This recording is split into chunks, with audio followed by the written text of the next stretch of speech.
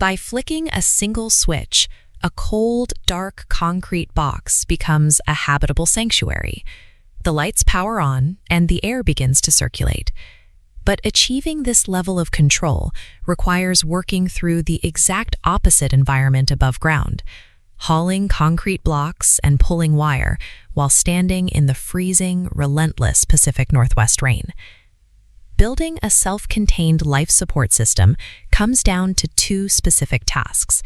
You have to construct a waterproof PVC ventilation line equipped with a HEPA filter, and you need to establish a fully independent 200-watt solar power grid.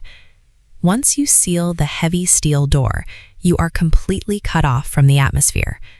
Successfully generating your own power and exchanging your own air determines whether you have built a shelter or a tomb. We begin on top of the reinforced concrete roof slab. To breeze, you must bore precise entry points through this 8-inch layer of concrete and route your 4-inch Schedule 40 PVC intake and exhaust pipes directly into the living space. You cannot rely on friction to hold these exterior pipes together. You have to chemically weld the joints using a layer of purple primer, followed immediately by clear PVC cement, to ensure the air channel is entirely leak-proof. The moment you bury this structure under 3 feet of soil, the exact spot where the smooth plastic pipe meets the porous concrete becomes a severe liability for groundwater intrusion. To prevent flooding, you apply a thick, continuous bead of 100% waterproof silicone sealant right at that junction, bridging the gap between the two materials. Locking out the moisture at these penetration points allows you to pull breathable air down into the shelter indefinitely, keeping the interior completely dry even during heavy storms. To run ventilation, we need power. That means moving above ground and snapping open the 200-watt foldable solar array, regardless of the heavy rain. Instead of laying them flat, you mount these panels onto a custom A-frame structure, angling them to catch the light, while keeping them low enough to blend in with the surrounding forest ferns. From the back of the panels, you connect heavy-duty weatherproof cables and feed them straight down through a dedicated secondary PVC conduit into the bunker. Securing this surface footprint gives you a continuous supply of electricity, keeping the batteries charged without drawing any visual attention to the shelter below. Back underground, we set up the power station. Inside the olive drab containers, you have a 12-volt 100 amp-hour AGM battery bank and the solar charge controller.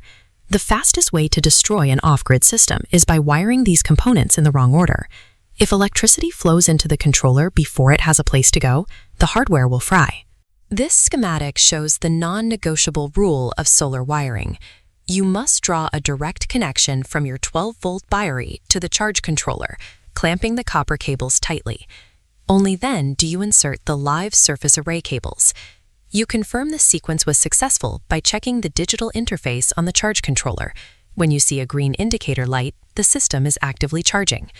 Following this precise battery-first sequence eliminates the risk of an electrical short, permanently securing the power source for your life support. With the battery active, we connect the structural load.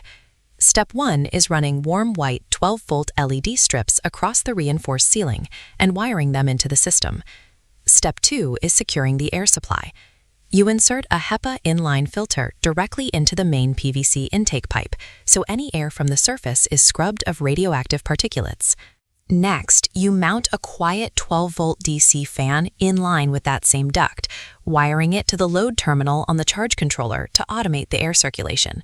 This diagram shows the final stack: HEPA filter at the top, electric DC fan in the middle, and a mechanical hand crank blower at the bottom.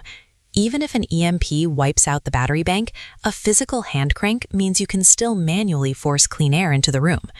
Before the door closes, you test the physical backups. Rotating the handle on the manual crank pushes air down the pipe, immediately fluttering a piece of tissue paper held beneath the vent. Then you verify the electrical grid. Flipping the main breaker sends power from the batteries to the load, instantly illuminating the overhead LEDs and spinning the DC fan. You hear the fighter jet scream overhead, followed by a distant flash on the horizon. The construction phase is over. It is time to lock down. You step inside, pull the heavy steel door tight against the concrete frame, and compress the thick rubber seals by engaging the locks. Because the water barriers hold, the solar panels charge, and the air continues to filter. This underground room functions exactly as designed. Survival comes down to math and materials, and doing the work before the rain stops. Hello viewers, thanks for watching. Please like, support, and subscribe to the channel. And don't forget to leave a comment.